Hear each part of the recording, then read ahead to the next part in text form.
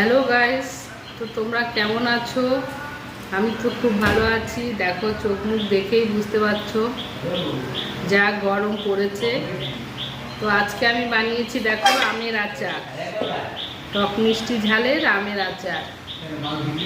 তো আচারটা আমি কেমন করে বানিয়েছি পুরো লং ভিডিওটা যাবে, কালকে দেবো, খুনি পোস্ট করব, আজকে এডিট করে। তো তোমরা দেখতে পারবে, দেখে অবশ্যই আমাকে একটু কমেন্টে জানিও কেমন হয়েছে। আর ভালো লাগলে একটা করে লাইক করো, শেয়ার করো, পাশে থেকো, চ্যানেলটাকে যেন একটু এগিয়ে নিয়ে যেতে পারি।